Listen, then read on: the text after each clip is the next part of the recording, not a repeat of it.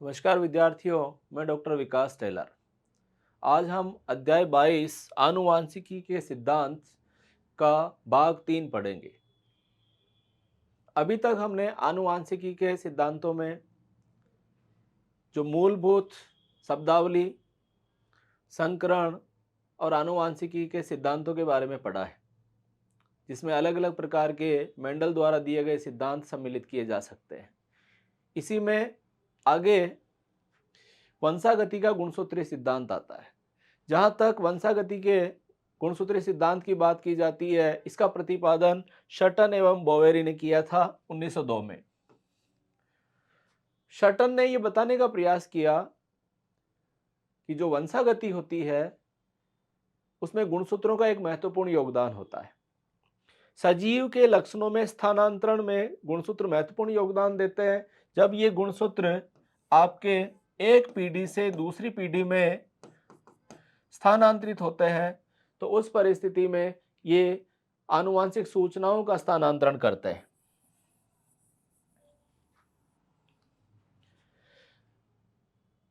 वंशागति के गुणसूत्रीय सिद्धांतों में निम्न मुख्य बिंदुओं को सम्मिलित किया जाता है। सजीव के युग्मनज में गुणसूत्र समजात जोड़े में पाए जाते हैं। इनका एक भाग माता से तथा दूसरा भाग पिता से प्राप्त होता है। यहाँ पर ये हमारे गुणसूत्र जो है, इसके जोड़े को हम समजात गुणसूत्र कहते हैं। समजात गुणसूत्र में इसका एक भाग माता से प्राप्त होता है और इसका एक भाग पिता से प्राप्त होता है। युग्मक निर्माण के समय अर्धसूत्री विभाजन द्वारा गुणसूत्रों का पृथक्करण हो जाता है। जैसे ये समजात गुणसूत्र कोशिका में पाए जाते हैं और जब अर्धसूत्री विभाजन होता है और युग्मक निर्माण का समय आता है तो ये दोनों गुणसूत्र अलग अलग हो जाते हैं। एक गुणसूत्र एक युग्मक में जाता है और दूसरा गुणसूत्र दूसरे युग्मक में जाता है। अर्थात युग्मक निर्माण में समजात गुणसूत्र एनाफेज अवस्था में अपना पृथक्करण प्रदर्शित। अर्धसूत्री विभाजन में गुणसूत्रों के व्यवहार से ज्ञात होता है कि जीन गुणसूत्र पर रेखीय क्रम में पाए जाते हैं। जब सटन और बोवेरी ने गुणसूत्रों पर दानेदार संरचनाएं देखी, वो वास्तव में जीन थे। जीन रेखीय क्रम में पाए जाते हैं। इसको इस प्रकार से समझा जा सकता है।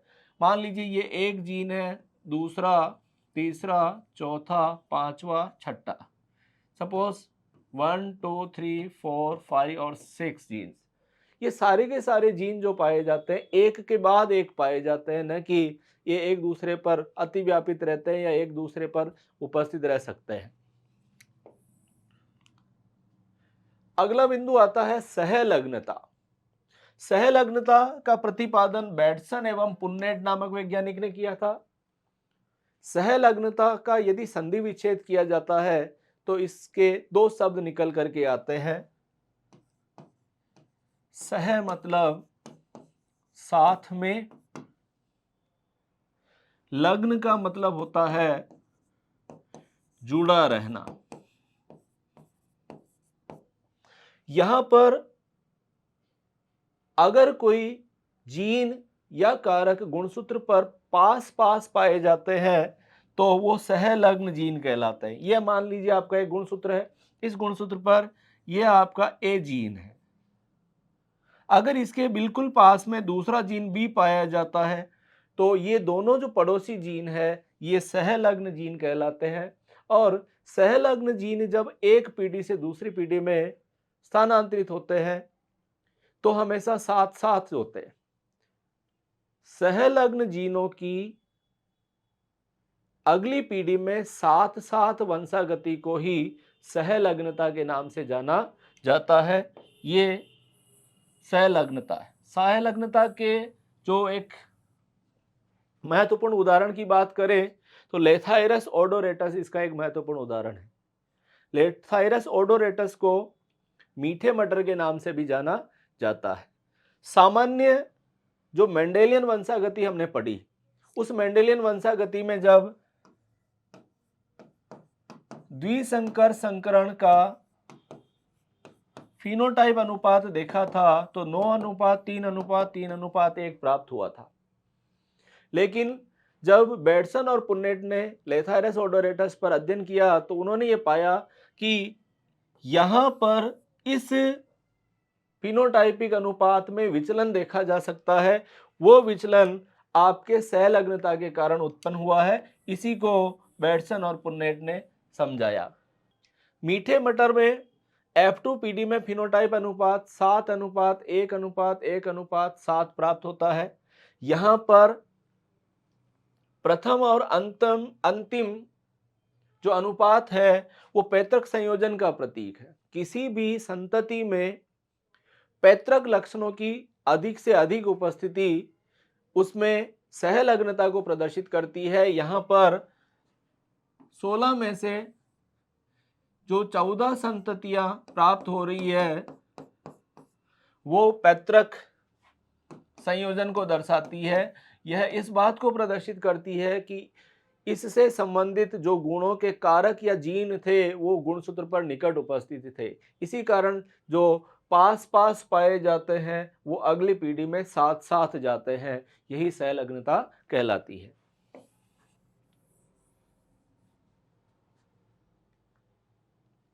एक ही गुणसूत्र पर उपस्थित जीन सहलग्न जीन कहलाती है तथा इनकी वंशागति सहलग्नता कहलाती है। एक गुणसूत्र पर उपस्थित जीनों का संपूर्ण समूह सहलग्न समूह कहलाता है। यह 1 नंबर में प्रश्न पूछा जा सकता है।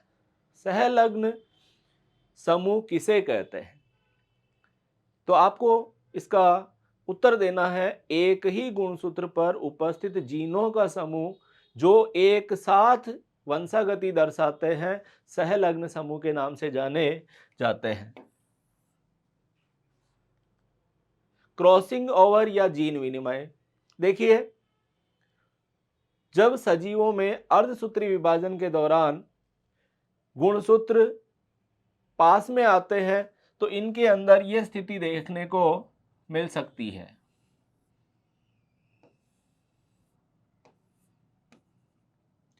एक गुणसूत्र के 2 भाग सिस्टर क्रोमेटिड कहलाते हैं।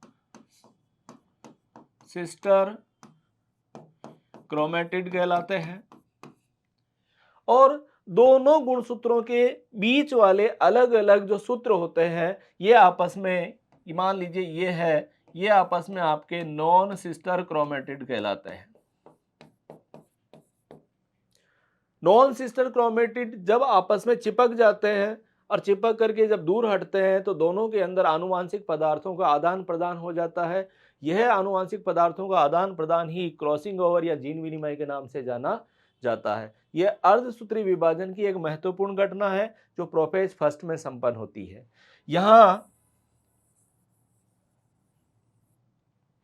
जिस स्थान पर नॉन सिस्टर क्रोमेटिड आपस में क्रॉस बनाते हैं, देखिए ये एक क्रोमोसोम है, ये दूसरा है। जिस स्थान पर ये आपस में चिपके हुए रहते हैं, जहां क्रॉस बनाते हैं, इस भाग को काइजमा कहते हैं और यह काइजमा वाले स्थान पर ही जीन विनिमय की घटना संपन्न होती है। यह महत्वपूर्ण जानकारी जो है वो अर्धसूत्री विभाजन से संबंधित है। गुणसूत्र एवं लिंग निर्धारण, सजीव कोशिकाओं में 2 प्रकार के गुणसूत्र पाए जाते हैं। नाम से पता चल रहा है गुण सूत्र, गुण यानी गुणों का, सूत्र यानी धागेनुमा संरचनाएं जो एक पीढ़ी से दूसरी पीढ़ी में स्थानांतरण करेगी वही गुणसूत्र कहलाते हैं। सामान्यतया सजीव कोशिकाओं में 2 प्रकार के गुणसूत्र पाए जाते हैं। ऐसे गुणसूत्र जो कायिक लक्षणों का नियंत्रण करते हैं उन्हें हम ऑटोसोम या कायिक गुणसूत्र या एलिंग गुणसूत्र के नाम से जानते हैं, तथा ऐसे गुणसूत्र जो सजीव के लिंग निर्धारण में महत्वपूर्ण भूमिका निभाते हैं उनको हम एलोसोम या लिंग गुणसूत्र के नाम से जानते हैं। तो मानव की अगर हम बात करते हैं तो मानव में द्विगुणित अवस्था 2n को कहते हैं द्विगुणित अवस्था।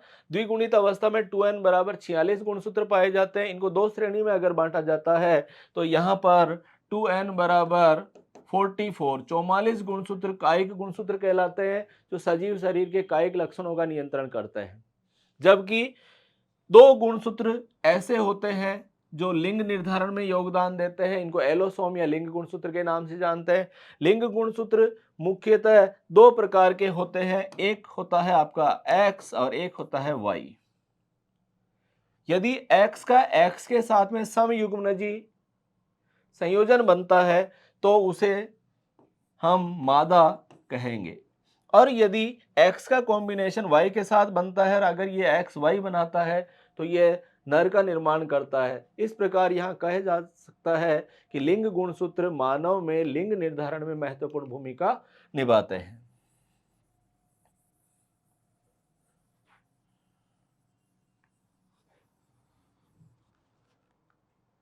मानव में लिंग निर्धारण, मानव में जहां तक लिंग निर्धारण के प्रकार की बात की जाती है तो मानव में XX मादा और XY नर प्रकार का लिंग निर्धारण पाया जाता है।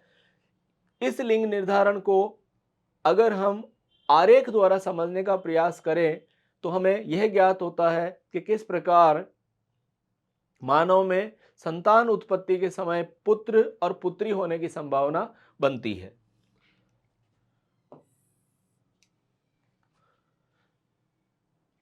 यहां पर मैं जनक लेता हूं, पेरेंट्स, यहां पर मैंने पेरेंट्स में लिया है नर और मादा। हम जानते हैं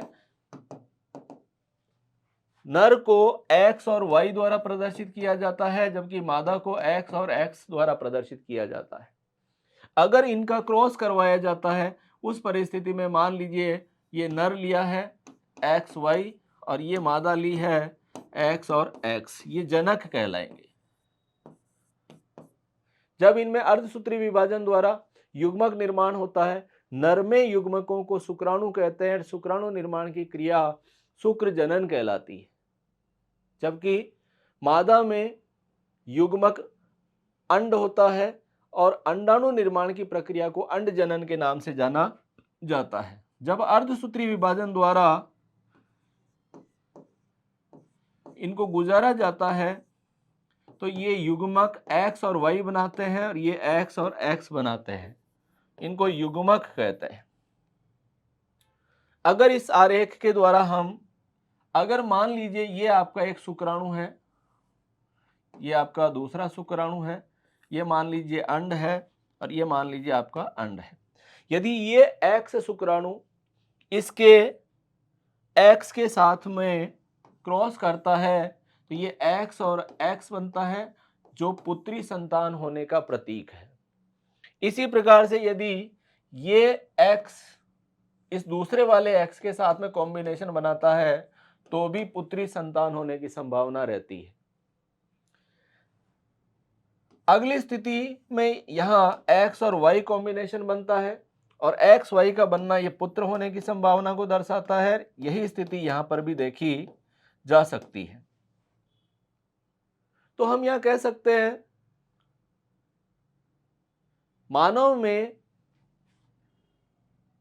पुत्र संततियां 2 प्राप्त होती है और पुत्री संततियां 2 प्राप्त होने की संभावना रहती है, अर्थात 50% संभावना पुत्र होने की होती है और 50% संभावना पुत्री होने की होती है। तो यदि आपसे एक सामान्य प्रश्न कर लिया जाए कि भी कोई भी पुरुष और महिला संतान उत्पन्न करती है तो उनमें पुत्र और पुत्री होने की संभावना बताइए, तो आपको इसकी संभावना बतानी है 50-50% संभावना दोनों की होती है, बराबर होती है।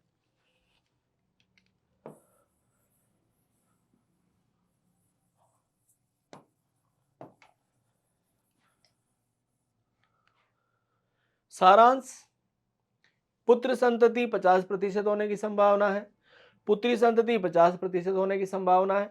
मानव में जैविक जनक किसे माना गया है? मानव में जैविक जनक पुरुष को माना जाता है, अर्थात पुरुष द्वारा ही संतान के लिंग का निर्धारण किया जाता है। इसलिए भारतीय समाज में एक बहुत बड़ी कमी पाई जाती है कि जब भी किसी महिला के अगर लगातार लड़कियां पैदा होती है तो उसको समाज दोष देता है कि इसमें महिला जिम्मेदार है। लेकिन यदि हम इस आरेख का अध्ययन करें तो हमें यह ज्ञात होता है कि संतान के लिंग के लिए महिला के स्थान पर पुरुष उत्तरदायी होता है, पुरुष जिम्मेदार होता है, अतः महिलाओं को किसी प्रकार का दोष नहीं दिया जाना चाहिए। पक्षियों में लिंग निर्धारण, पक्षियों में विशेष रूप से हम मुर्गों को टारगेट करके, मुर्गों को उद्देश्य बना करके बात करें तो XX नर होता है और XY मादा प्रकार का लिंग निर्धारण इसमें पाया जाता है। अर्थात इनमें लिंग निर्धारण मानव के विपरीत पाया जाता है। इस प्रकार के लिंग निर्धारण को हम ZW प्रकार का लिंग निर्धारण भी कहते हैं। तो जब भी आपसे प्रश्न पूछा जाता है कि मुर्गे मुर्गियों में संतति के लिंग के लिए कौन उत्तरदायी होता है, तो यहां पर आपको उत्तरदायी मादा को बताना है। अर्थात मुर्गी द्वारा यह सुनिश्चित किया जाता है कि संतान के अंदर मुर्गा होगा या मुर्गी होगी।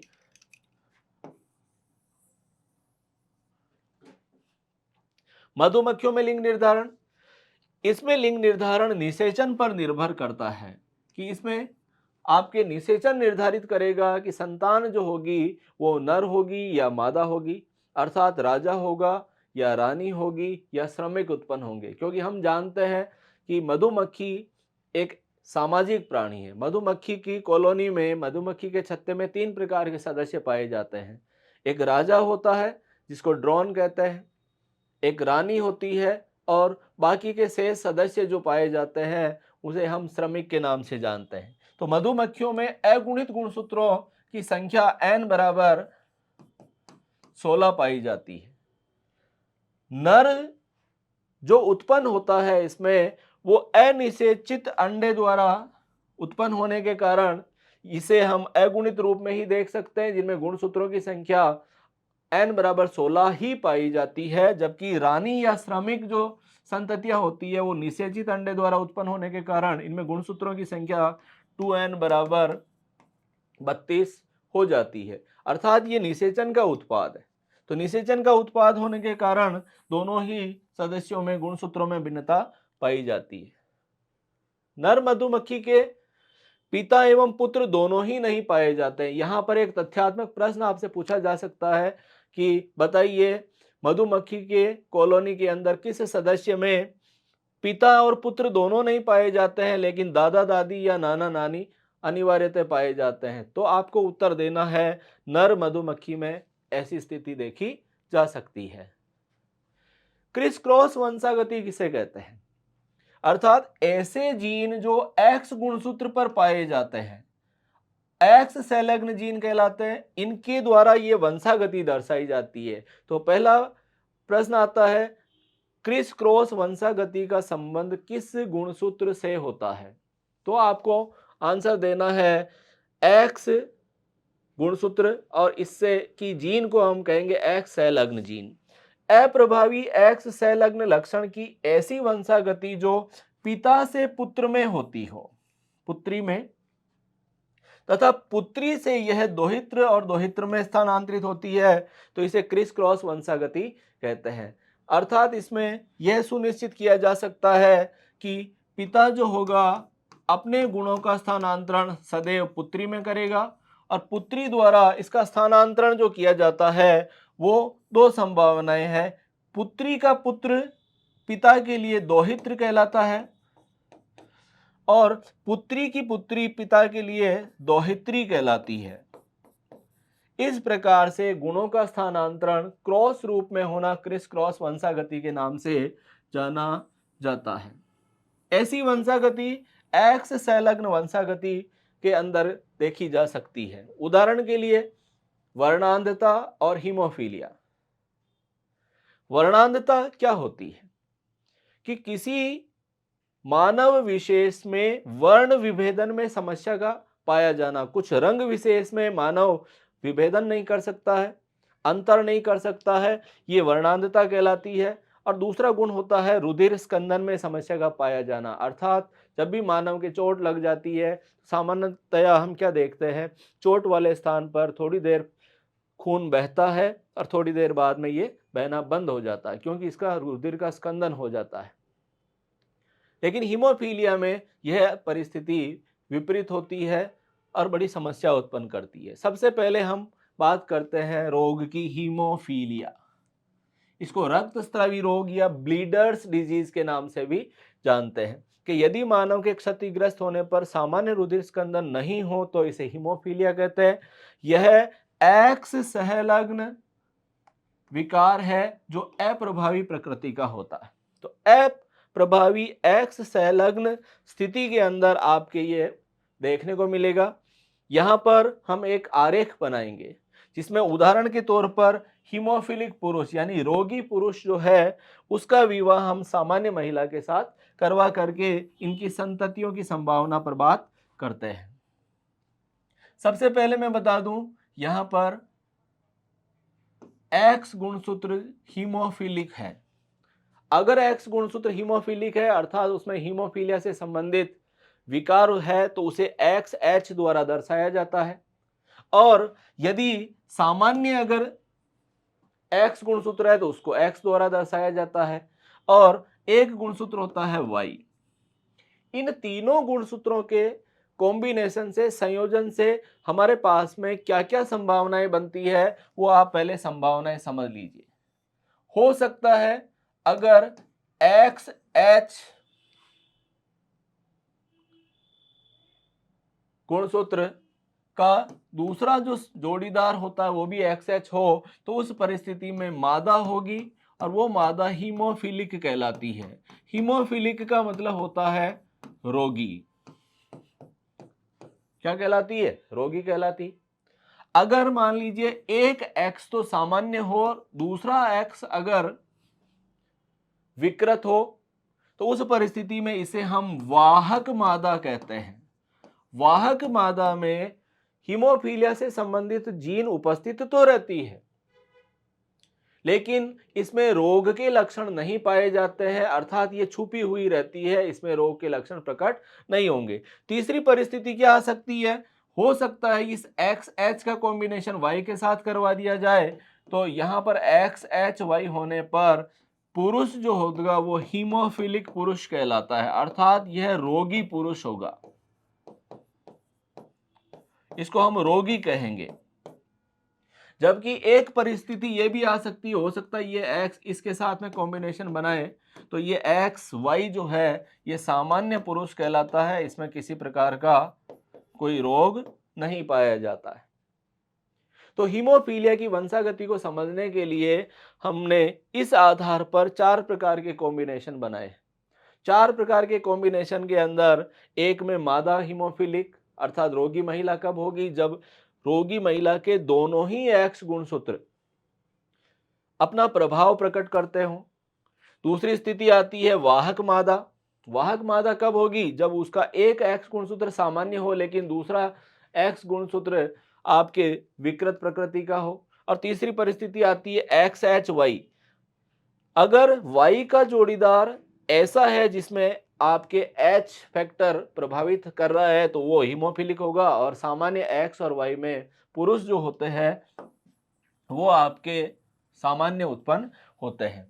अब पूर्व स्लाइड में आपको एक उदाहरण बताया गया था जिसमें जनक के रूप में यह बताया गया कि जो पुरुष है वो हीमोफिलिक है अर्थात पुरुष हीमोफिलिक कब होगा? जब उसका एक एक्स गुणसूत्र है उसके ऊपर हीमोफिलिक जीन उपस्थित है और मादा इसकी जो महिला साथी है उसको सामान्य बताया गया। और सामान्य महिला किसे कहा जाता है? जब दोनों ही एक्स एक्स गुणसूत्र उपस्थित हो लेकिन वो सामान्य प्रकृति के। अगर इस पुरुष का विवाह इस मादा के साथ करवा दिया जाए तो उस परिस्थिति के अंदर ये आपका एक्स एच वाई है, ये मादा एक्स एक्स है, इसे हम जनक या पी कहेंगे। और इसमें जब अर्धसूत्री विभाजन से युग्मक बनते हैं तो एक्स एच वाई एक्स और एक्स ये क्या कहलाता है? युग्मक कहलाते हैं। जब इनका क्रॉस करवाया जाता है तो क्या संभावना बनती है? इस x का क्रॉस इसके साथ करवाया जाए तो x एक्स एच बनता है। इसका क्रॉस इसके साथ करवाया जाए तो भी XXH बनता है। अर्थात दोनों ही परिस्थितियों में महिलाएं वाहक का कार्य करती है। अर्थात इस दंपति के, इस पुरुष और महिला की लड़कियां जो पैदा होगी, पुत्रियां जो पैदा होगी, वो वाहक होगी। उनमें किसी प्रकार का रोग तो प्रकट नहीं होगा, लेकिन एक छुपा हुआ जीन जरूर इसमें पाया जाता है। जहां इसके क्रॉस की बात करें तो Y का क्रॉस इसके साथ करवाने पर यह पुत्र प्राप्त होता है। यह पुत्र सामान्य प्राप्त होगा क्योंकि XY है, और इसका क्रॉस इसके साथ करवाया जाए तो ये आपके पुत्र सामान्य प्राप्त होता है। यहां आपकी क्रिस क्रॉस वंशागति देखी जा सकती है। अर्थात पिता ने X गुणसूत्र पुत्रियों को दिए हैं, इसलिए पुत्रियां यहां पर वाहक हो गई है। जबकि दूसरी तरफ पिता द्वारा Y गुणसूत्र जब इनको दिया जाता है, माता X गुणसूत्र देती है, तो पुत्र सामान्य पैदा होते हैं। ये आपके क्रिस क्रॉस वंशागति का एक श्रेष्ठ उदाहरण है।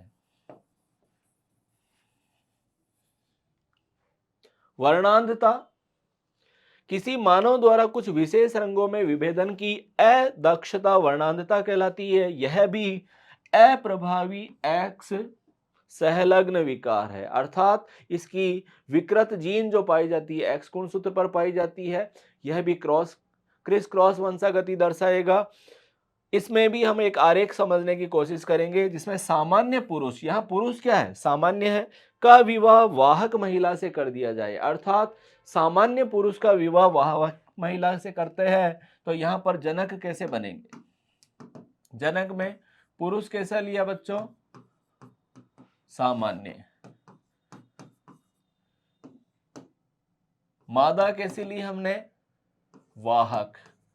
अब बताइए सामान्य पुरुष के लिए संकेत क्या होता है, XY, और वाहक महिला के लिए संकेत क्या होता है, XXH होता है। यहां पर हम क्योंकि वर्णांधता पढ़ रहे हैं, और वर्णांधता के प्रतीक के रूप में मान लीजिए कलर ब्लाइंडनेस कहते हैं अंग्रेजी में इसको, तो यहां C लगा दिया जाता है। अब आप समझिए इनका विवाह का क्या कॉम्बिनेशन बैठेगा। सामान्य पुरुष की पत्नी वाहक है, ये इसके क्या कहलाते हैं, जनक कहलाते हैं, पेरेंट्स। जब इसमें युग्मक निर्माण होता है तो ये हमारे X और Y हो गए, ये X और ये XC हो गया। इसका क्रॉस करवाते हैं, विभाजन यहां हमेशा अर्धसूत्री ही होगा। अब बताइए यहाँ क्या क्या कॉम्बिनेशन बन सकते हैं।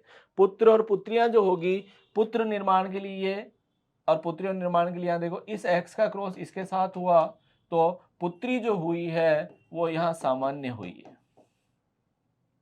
अगर पिता द्वारा इस X क्रोमोसोम को माता के इस XC के साथ में कॉम्बिनेशन बनाया जाता है तो यहाँ वाहक पुत्री प्राप्त होगी। और यदि पुरुष द्वारा दिया गया Y गुणसूत्र महिला के सामान्य X के साथ में क्रॉस करता है तो यहाँ सामान्य पुत्र होगा। और यदि इस Y का कॉम्बिनेशन इसके साथ कर दिया जाए तो ये यहाँ पर आपके रोगी पुत्र होगा। और पुत्र के रोगी होने की स्थिति के अंदर पुत्र कलर ब्लाइंड होगा, पुत्र वर्णांध होगा, पुत्र में एक विशेष रंग को विभेदित करने में अदक्षता प्रदर्शित की जाएगी। इसे ही हम वर्णांधता कहते हैं। वर्ण का अंधा वर्णांध कहलाता है। विशेष रूप से यहाँ पर हरे रंग और लाल रंग की समस्या अधिक आती है।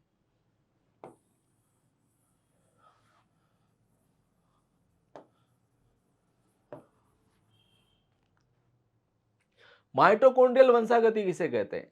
सबसे पहले ये ध्यान दीजिए, वंशागति के समय शुक्राणु हमें नर से प्राप्त होते हैं और अंडाणु हमें मादा से प्राप्त होते हैं।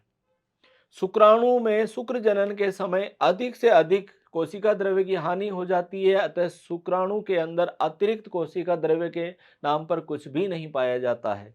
लेकिन अंडाणु के अंदर पूरा का पूरा कोशिका द्रव्य आगे स्थानांतरित होता है, कोशिकांग स्थानांतरित होते हैं। हम जानते हैं कि कुछ कोशिकांग ऐसे पाए जाते हैं जिनमें स्वयं का डीएनए पाया जाता है। ऐसे उदाहरणों में एक है माइटोकॉन्ड्रिया, एक है क्लोरोप्लास्ट। माइटोकॉन्ड्रिया में स्वयं का डीएनए होता है जिसमें कुछ विशेष जीन पाई जाती है, उस जीन की वंशागति जो है वो अगर आगे होती है तो इसे हम माइटोकॉन्ड्रियल वंशागति कहते हैं। तो सजीवों में लैंगिक जनन के समय युग्मनज में माइटोकॉन्ड्रिया का स्थानांतरण अंड से होता है, अर्थात जब भी माइटोकॉन्ड्रिया के स्थानांतरण का संबंध आता है तो अंडे से होता है, अर्थात मादा की तरफ से होता है। अतः इससे संबद्ध डीएनए एवं आरएनए की जो वंशागति होती है उसे मात्रक वंशागति के नाम से भी जाना जाता है। तो माइटोकॉन्ड्रिया में पाए जाने वाले डीएनए के जीनों का एक पीढ़ी से दूसरी पीढ़ी में स्थानांतरण माइटोकॉन्ड्रियल वंशागति के नाम से जानता है। उदाहरण देख सकते हैं, कुछ विशेष रोग जो मातृ परिवार से प्राप्त होते हैं उसका संबंध माइटोकॉन्ड्रियल वंशागति से हो सकता है। दूसरा उदाहरण है लैक्टिक एसिडोसिस। ये विकृति भी आपके माइटोकॉन्ड्रिया के कारण प्राप्त होती है। तो हम कह सकते हैं माइटोकॉन्ड्रिया में उपस्थित डीएनए के जीनों के कारण उत्पन्न विकृति का जो संबंध है वो माइटोकॉन्ड्रियल वंशागति से होता है। मानव कैरियोटाइप या मानव केंद्रक प्रारूप किसे कहते हैं? किसी सजीव विशेष के संपूर्ण गुणसूत्रों का आंकिक क्रम। अब मेरी बात समझिए, मानव शरीर में कुल गुणसूत्र होते हैं 46। वो गुणसूत्र क्योंकि जोड़े में पाए जाते हैं अतः 2n बराबर 23 23 जोड़े पाए जाते हैं। अगर इन गुणसूत्रों को इनकी आंकिक क्रम में, आंकिक का मतलब पहले नंबर पर पहला, दूसरा, तीसरा, चौथा, पांचवा, 18, 19, 20, 22, 23 ऐसे अगर जमा दिया जाए 1 2 3 21 22 23 के क्रम में, तो इसे ही हम कैरियोटाइप कहते हैं। तो कैरियोटाइप जो होता है, अगर आप चाहते हो कैरियोटाइप का अध्ययन करना तो इसे हम समसूत्री विभाजन की मेटाफेज में स्पष्ट रूप से देख सकते हैं। क्यों? क्योंकि मेटाफेज में सर्वाधिक संगनित गुणसूत्र पाए जाते हैं, सबसे स्पष्ट गुणसूत्र पाए जाते हैं। जब भी कैरियोटाइप अध्ययन करना होता है तो वैज्ञानिकों द्वारा मेटाफेज का इंतजार किया जाता है। गुणों का संख्यात्मक विवरण हम देख सकते हैं। कायिक गुणसूत्र 22 जोड़ी पाए जाते हैं, लिंग गुणसूत्र 1 जोड़ी पाए जाते हैं। 22 दूनी 44, यानी कि एक जोड़ी में 2 सदस्य होते हैं तो 22 जा 44, और एक जोड़ी में, एक में 2 होते ये 2 हो गए। इन 2 में क्या संभावना रहती है? हो सकता है XX का कॉम्बिनेशन हो, XX का कॉम्बिनेशन होगा तो मादा होगी, और अगर XY का कॉम्बिनेशन होगा तो पुरुष होगा। यहां पर ये आप देख सकते हो कि किस प्रकार हमारा जो एक सांख्यिकी निष्कर्ष निकल करके आता है वो सामने देखा जा सकता है। दूसरी बात, आकार, सेंट्रोमियर की स्थिति एवं रंजन के आधार पर मानव के गुणसूत्रों को 7 समूहों में बांटा गया है। ये 7 समूह ABCD के रूप में दर्शाए जा सकते हैं, जहां पर प्रथम जो ग्रुप आता है वो आपका A है और अंतिम ग्रुप आपका G होता है। क्योंकि समूहों की संख्या कितनी है बच्चों? 7 समूह होते हैं। तो एक नंबर का प्रश्न ऐसा पूछा जा सकता है, मानव कैरियोटाइप में कितने समूह बनाए गए हैं? तो आपको उत्तर देना है 7 समूह बनाए गए हैं, ABCDEFG। दूसरा प्रश्न आ सकता है, मानव में कैरियोटाइप निर्धारण के समय गुणसूत्रों के किन गुणों का अध्ययन किया गया? तो गुणसूत्रों के आकार का अध्ययन किया गया, सेंट्रोमियर की स्थिति का अध्ययन किया गया, और रंजन। रंजन का मतलब होता है इसको अभिरंजित करते हैं विशेष अभिकर्मक से, तो ये रंग में कैसे दिखाई देते हैं। यहां पर आप देख सकते हो ये मानव के गुणसूत्रों के जोड़े बना रखे हैं। यहाँ इन जोड़ों को आप चाहो तो एक ग्रुप के रूप में भी समझ सकते हो। ये टोटल 7 समूह हैं। कितने? 7 समूह है। ये मानव कैरियोटाइप का एक अच्छा उदाहरण है। मानव कैरियोटाइप को आंकिक रूप से जब जमा दिया जाता है तो जो चित्र प्राप्त होता है उसे हम कैरियोग्राम के नाम से जानते हैं। किसके नाम से जानते हैं? कैरियोग्राम के नाम से जानते हैं। यहां पर आपके 2 भागों में इसको बांटा गया है। ऊपर वाला चित्र जो है वो मादा के कैरियोग्राम का है, नीचे वाला चित्र जो है वो नर के कैरियोग्राम का। यहाँ पर गुणसूत्रों के समूह, ये ए कहलाता है, ये बी कहलाता है, ये सी कहलाता है, डी कहलाता है, ये ई कहलाता है, ये एफ कहलाता है और ये जी कहलाता है। ये समूह आपके कैरियोग्राम है जिसका प्रदर्शन इस चित्र में किया गया है। नर के लिए अलग और मादा के लिए अलग चित्रण किया गया है। मानव में गुणसूत्रीय असामान्यता एवं विकार की बात की जाए तो मानव गुणसूत्रों की सामान्य संख्या में परिवर्तन का आ जाना या संरचना में अवांछनीय परिवर्तन का आ जाना असामान्यताएं उत्पन्न करता है। सामान्य स्वस्थ मानव में कुल गुणसूत्रों की संख्या 46 होती है।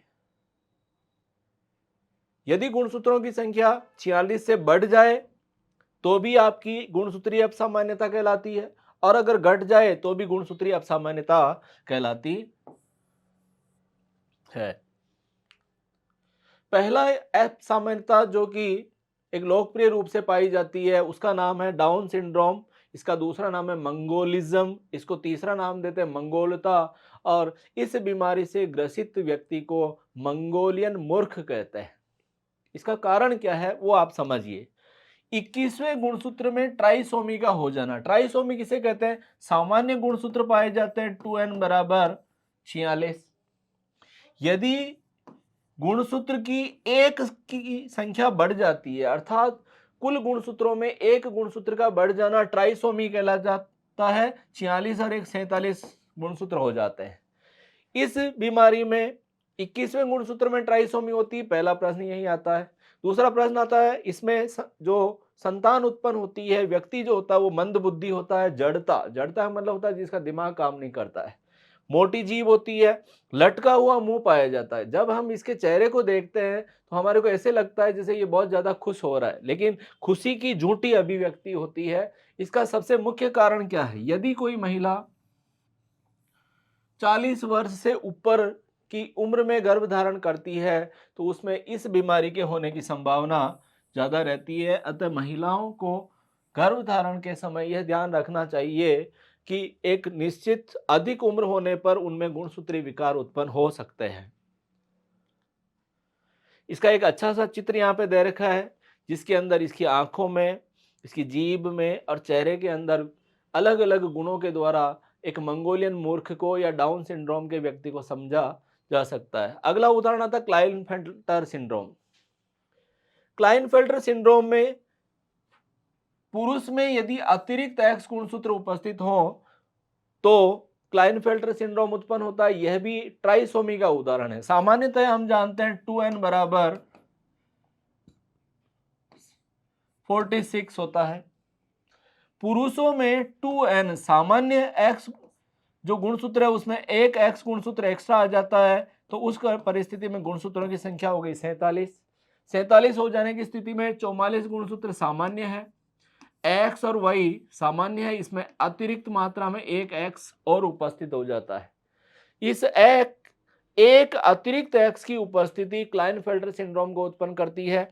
ये भी लंबा होगा, मंद बुद्धि होगा, ये बंध्य होता है। कारण क्या? पुरुष में अतिरिक्त एक्स गुणसूत्र के कारण यहाँ मादा हार्मोन स्रावित होने लग जाते हैं जिसके कारण उसमें बंध्यता उत्पन्न हो जाती है और इसके अंदर गायनेकोमेस्टिया पोस्तन वृद्धि हो जाती है, अर्थात पुरुष के अंदर स्तनों का विकास प्रारंभ हो जाता है। यह भी एक ट्राइसोमी का श्रेष्ठ उदाहरण है। इसको इस चित्र द्वारा आप समझ सकते हैं। इस चित्र के अंदर आप देख रहे हो कि इसके अंदर स्तन ग्रंथियों ब्रेस्ट डेवलपमेंट हो जाता है। ये आपके गायनेकोमेस्टिया का उदाहरण है। अतः ये एक खतरनाक स्थिति होती है। इसके अंदर जो प्यूबिक हेयर का पैटर्न रहता है वो भी महिला के प्रकार का होता है और यह विकार भी एक गुणसूत्री विकार का उदाहरण है। अगला आता है टर्नर सिंड्रोम। ऐसी महिला जिनमें एक्स गुणसूत्र की कमी पाई जाती। देखिए, सामान्य जो मादा होती है उसमें गुणसूत्रों की संख्या होती है 44 प्लस XX, लेकिन अगर किसी कारणवश अगर एक एक्स गुणसूत्र की कमी आ जाए तो उस परिस्थिति में मादा में गुणसूत्र रह जाते हैं 44 प्लस x और एक गुणसूत्र की कमी पाई जाती है। तो यहाँ पर कुल गुणसूत्र होने कितने चाहिए, 2n बराबर 46 होने चाहिए, लेकिन एक x गुणसूत्र कम पड़ गया तो कुल गुणसूत्रों की संख्या 45 रह जाती है। किसी भी मानव के कुल गुणसूत्र के समुच्चय में एक गुणसूत्र की कमी का आना ये मोनोसोमी कहलाता है। इस टर्नर सिंड्रोम में मंदबुद्धि संतान उत्पन्न होती है, अविकसित स्तन होते हैं, गर्दन पर जालनुमा संरचना पाई जाती है, त्वचा पाई जाती है, जो इस सिंड्रोम का एक मुख्य लक्षण है। इस लक्षण को आप शॉर्ट स्टैचर होता है, लो पोस्टीरियर हेयरलाइन होती है, एओर्टा में कॉन्ट्रैक्शन हो जाता है, और भी कई सारे इसके अंदर आप जो अंडाशय होते हैं वो स्ट्रिक होते हैं, और इसके अंदर आपके मासिक चक्र चलने में समस्या आने लगती है। एक बीमारी और आती है जिसका नाम है थैलेसेमिया। ये ऑटोसोमल विकार है जिसमें हीमोग्लोबिन संश्लेषण अवरुद्ध हो जाता है।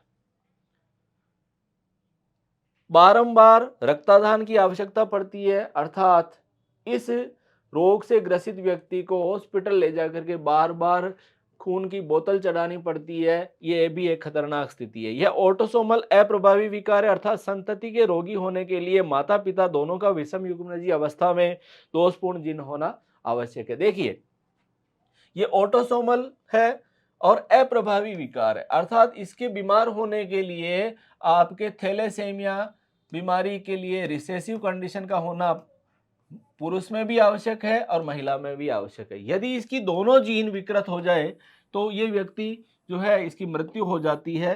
ये आपको ध्यान रखना है। तो थैलेसीमिया रक्त का विकार है, कायिक गुणसूत्रों से संबंधित है, अप्रभावी विकार है, और इसके अंदर अलग अलग प्रकार के थैलेसेमिया पाए जाते हैं, जिसको अल्फा थैलेसेमिया और बीटा थैलेसेमिया कहेंगे, जो कि आपके स्तर से बाहर है। सिकल सेल एनीमिया, यह एक ऑटोसोमल जीन उत्परिवर्तन के कारण उत्पन्न होने वाला विकार है। इसमें आरबीसी की आकृति विकृत हो जाती है। सामान्य आरबीसी अवतल आकृति की होती है, अर्थात इसकी आकृति अगर स्वस्थ व्यक्ति है तो उसमें आरबीसी अवतल होगी, और इसके अंदर इसकी आकृति बदल करके हंसियाकार हो जाती है। ये विकार भी सिकल सेल एनीमिया है। ये आपके बिंदु उत्परिवर्तन के कारण उत्पन्न होता है। यह एक ऑटोसोमल अप्रभावी विकार है जिसमें समयुग्मनजी की मृत्यु हो जाती है, अर्थात सग्म युग्मनजी अवस्था के अंदर वो व्यक्ति जिंदा ही नहीं रहेगा, मृत्यु को प्राप्त कर जाता है। इससे संबंधित एक चीज देखने को मिलती है। देखिए, सामान्य आरबीसी तो होती है, नॉर्मल आरबीसी ये वाली, इसको अगर अपन देखें तो इसका चित्र ऐसा होता है, लेकिन इसकी आकृति बदल जाती है ऐसी। तो ये कह रहा है कि यदि कोई विषम युग्मनजी व्यक्ति है जिसके अंदर इस प्रकार की जीन उपस्थित है, तो उस व्यक्ति के विषम युग्मनजी स्थिति के अंदर मलेरिया रोग नहीं होता है। यह सिकल सेल एनीमिया का एक लाभदायी घटक है। तो प्रश्न आ जाता है कि यदि एक व्यक्ति सिकल सेल एनीमिया में विषम युग्मनजी स्थिति में है तो बताइए उसका क्या लाभ मिलेगा। तो ये लाभ मिलता है कि इसको मलेरिया बीमारी नहीं होती है, तो मलेरिया से ये बच जाता है, ये एक अच्छी बात है। आरएच कारक किसे कहते हैं? यह एक एंटीजन प्रोटीन है जो आरबीसी की कोशिका झिल्ली पर पाई जाती है। इसकी उपस्थिति के आधार पर रुधिर समूह को दो प्रकारों में बांटा जा सकता है। इधर देखो, यह हमारी मानव की आरबीसी है। इस आरबीसी पर एक विशेष प्रोटीन पाई जाती है जिसे आरएच एंटीजन कहते हैं। जिस व्यक्ति में आरएच एंटीजन पाया जाता है, अगर उपस्थित है तो उसे हम आरएच पॉजिटिव या आरएच धनात्मक कहते हैं। जिसके अंदर नहीं पाया जाता उसको आरएच ऋणात्मक कहते हैं। सामान्यतया महिलाओं की आबादी के अंदर 15% महिलाएं ऐसी होती है जो आरएच ऋणात्मक होती है, और महिलाओं में आरएच ऋणात्मक होना एक समस्यात्मक पहलू है, क्योंकि यह भ्रूण के अंदर एक बीमारी उत्पन्न करती है जिसे हम एरिथ्रोब्लास्टोसिस फिटेलिस कहते हैं। अब आ जाती इरिथ्रोब्लास्टोसिस फिटेलिस जो है, जिसको हम कहते हैं गर्भ रक्ताणु कारकता, यह होती क्या है? पति, यदि मान लीजिए किसी पति का रुधिर समूह RH पॉजिटिव हो और पत्नी का रुधिर समूह RH नेगेटिव हो, मान लीजिए ये पति है RH प्लस, अगर ये महिला है RH माइनस, जब इनका विवाह हो जाता है, विवाह हो जाने की स्थिति में जब ये महिला प्रथम बार गर्भ धारण करती है, गर्भ धारण करने की स्थिति में यदि पहला संतान जो रहता है, अगर प्रथम शिशु RH पॉजिटिव निकलता है, तो उस RH पॉजिटिव शिशु अपरा के माध्यम से कुछ एंटीबॉडी का स्थानांतरण महिला के शरीर में कर देता है, और अल्प मात्रा में जाने वाली एंटीबॉडी जो महिला के शरीर में प्रवेश करती है, वो आगे जाकर के छोटी छोटी समस्याएं उत्पन्न करती है। ये इसकी फर्स्ट प्रेगनेंसी अर्थात प्रथम गर्भधारण था। अगर मान लीजिए इसी महिला द्वारा सेकंड बार, द्वितीय बार गर्भधारण किया जाता है, तो वो जो एंटीबॉडी महिला के शरीर में जा चुकी है, वो एंटीबॉडी द्वितीय गर्भधारण में जो शिशु उसके गर्भ में पाया जाता है, उसके अंदर एनीमिया उत्पन्न कर देती है, जिसके कारण उस बच्चे में गंभीर रूप से एनीमिया पाया जाता है और हो सकता है उस शिशु की मृत्यु भी हो सकती है। अतः आपसे पूछ लिया जाए कि पुरुष और महिला का घातक संयोजन कौन सा है जो आगे जाकर के समस्या उत्पन्न कर सकता है, तो इसका उत्तर आपको देना है पति का RH पॉजिटिव होना और महिला का RH नेगेटिव होना। कि यदि मादा के गर्भधारण की स्थिति में यदि मादा द्वारा RH पॉजिटिव शिशु गर्भ में हो, तो यह शिशु रक्त जब माता के शरीर में प्रवेश करता है तो RH एंटीजन के विपरीत एंटीबॉडी का निर्माण करता है। फलतः गर्भधारण में गौण समस्याएं उत्पन्न होती है। प्रथम संतान तो स्वस्थ हो जाएगी, लेकिन द्वितीय संतान की स्थिति के अंदर उसकी मृत्यु हो जाती है। इसी बीमारी को हम इरिथ्रोब्लास्टोसिस फिटेलिस कहते हैं। एंटीबॉडी माता के शरीर में रह जाती है। भविष्य में माता गर्भवती होने पर RH नेगेटिव स्थित शिशु की स्थिति में एंटीबॉडी शिशु शरीर में प्रवेश कर भ्रूण में एनीमिया उत्पन्न करता है।